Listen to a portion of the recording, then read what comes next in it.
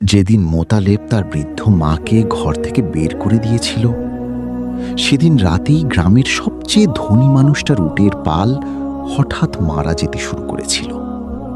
আর ঠিক সেই রাতেই মোস্তাফা তার অসুস্থ মাকে নিয়ে ভাঙা কুঁড়ে ঘরের মাটিতে বসে আল্লাহর কাছে শুধু একটা কথাই বলেছিল, হে আল্লাহ, আমি মানুষের কাছে হারতে পারি, কিন্তু তোমার কাছে না। সেই রাতে মরুভূমিতে প্রচণ্ড ঠান্ডা পড়েছিল। ভাঙা কুঁড়ে ঘরের ছিদ্র দিয়ে বাতাস ঢুকছিল। বৃদ্ধ মা কাঁপছিলেন, আর মোস্তাফা নিজের গায়ের পুরনো চাদরটা খুলে মায়ের গায়ে জড়িয়ে দিচ্ছিল। ঘরে খাবার বলতে ছিল অর্ধেক শুকনো একটা রুটি। মা চোখের পানি লুকিয়ে বললেন, বাবা, ওই খা। মোস্তাফা হেসে রুটিটা ছোট ছোট টুকরো করে মায়ের হাতে দিল। আম্মা, আমি মাঠে খেয়ে এসেছি। কিন্তু সেটা মিথ্যা ছিল। সে সারাদিন কিছুই খায়নি। একসময় এই পরিবারটা এমন ছিল না। মোতালেব আর মুস্তাফা ছিল দুই ভাই। তাদের বাবা ছিলেন গ্রামের সম্মানিত মানুষ। অনেক জমি ছিল, খেজুর বাগান ছিল, উট ছিল। কিন্তু বাবা মারা যাওয়ার পর সব বদলে যায়। মোতালেব ধীরে ধীরে লোভী হয়ে ওঠে। সে ভাবতে শুরু করে সব সম্পদ একাই ভোগ করবে। আর ছোট ভাই মুস্তাফা ছিল একদম আলাদা, শান্ত, ধার্মিক, মায়ের ভক্ত। মানুষের কষ্ট দেখলে নিজের খাবারও দিয়ে দিত। একদিন সম্পদ ভাগ করার সময় মোতালেব চালাকি করে সব নিজের নামে লিখিয়ে নিল। ভালো জমি তার, উট তার, বড় বাড়ি তার। আর ছোট ভাইয়ের ভাগে পড়ল গ্রামের বাইরে ছোট্ট একটা কুঁড়ে ঘর।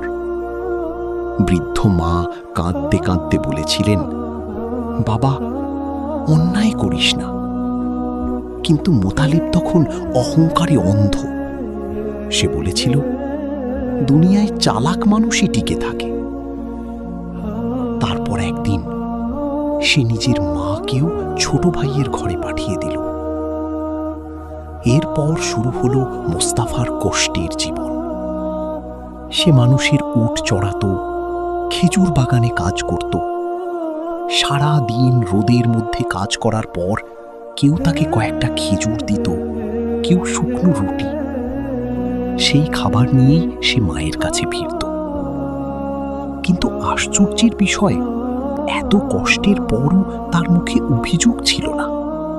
কারণ সে বিশ্বাস করত, আল্লাহ সব দেখছেন। অন্যদিকে মোতালেবের জীবন বাহির থেকে সুন্দর ছিল। বড় ঘর, চাকর, টাকা।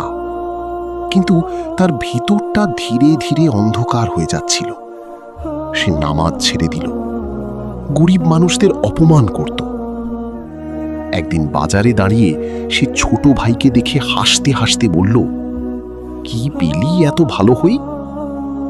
মোস্তাফা শুধু মাথা নিচু করে চলে গিয়েছিল, কারণ কিছু উত্তর সময় নিজেই দেয়। তারপর একদিন গ্রামে বড় বিপদ নেমে এলো। এক অদ্ভুত রোগে মোতালেবের উটগুলো মারা যেতে শুরু করলো, একটার পর একটা। কয়েকদিনের মধ্যেই তার অর্ধেক সম্পদ শেষ। ব্যবসায় ক্ষতি, ঋণ বাড়তে লাগলো। মানুষ দূরে সরে যেতে লাগলো, কারণ টাকা শেষ হলে দুনিয়ার সম্পর্কও বদলে যায়। এদিকে একদিন মরুভূমির পথে একটা ঘটনা মুস্তাফার জীবন বদলে দিল। এক ধনী ব্যবসায়ীর থলি হারিয়ে গিয়েছিল। ভেতরে ছিল স্বর্ণ মুদ্রা। সবাই খুঁজছিল। মুস্তাফা পথের পাশে থলিটা খুঁজে পেল। সে চাইলে লুকিয়ে রাখতে পারত, কেউ জানত না। তার নিজের ঘরে তখন খাবারও ছিল না। কিন্তু সে থলিটা নিয়ে সোজা ব্যবসায়ীর কাছে ফিরে গেল। ব্যবসায়ী অবাক হয়ে বললেন, তুমি এটা রেখে দিতে পারতে। মুস্তাফা শান্ত গলায় বলল, মানুষের টাকা দিয়ে পেট ভরতে পারে, কিন্তু অন্তর শান্ত হয় না। এই কথাটা ব্যবসায়ীর হৃদয়ে গিয়ে লাগে। তিনি মুস্তাফাকে নিজের সাথে কাজ দিলেন। সেখান থেকেই বদলে যেতে শুরু করলো সবকিছু। মুস্তাফা সৎ ছিল, পরিশ্রমী ছিল, আল্লাভীরু ছিল।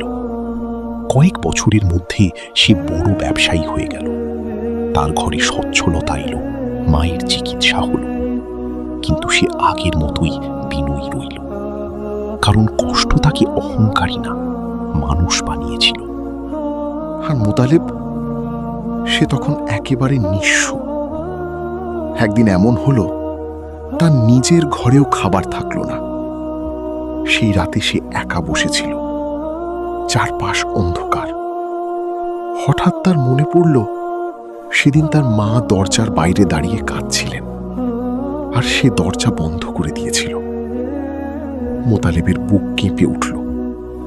জীবনে প্রথমবার সে নিজের অন্যায় বুঝতে পারল। পরদিন সকালে সে ছোট ভাইয়ের বাড়িতে গেল। দরজা খুলতেই সে কাঁদতে কাঁদতে মুস্তাফার পায়ে পড়ে গেল। ভাই, আমাকে মাফ করে দে। মুস্তাফার চোখ ভিজে উঠল। সে সাথে সাথে ভাইকে তুলে জড়িয়ে ধরল, কারণ ভালো মানুষ প্রতিশোধ নিতে জানে না, ক্ষমা করতে জানে। বৃদ্ধ মা যখন দুই ছেলেকে একসাথে দেখলেন, তিনি কাঁদতে কাঁদতে আকাশের দিকে তাকালেন। তারপর বললেন, হে আল্লাহ, তুমি দেরি করো, কিন্তু কাউকে ছেড়ে দাও না। সেদিন সেই ঘরে খুব বেশি সম্পদ ছিল না, কিন্তু সেখানে একটা জিনিস ফিরে এসেছিল, রহমত। আর মনে রেখো, অহংকার মানুষকে সাময়িকভাবে উঁচুতে তোলে, কিন্তু সবর, সততা আর মায়ের দোয়া মানুষকে এমন জায়গায় পৌঁছে দেয় যেখানে টাকা দিয়েও পৌঁছানো যায় না।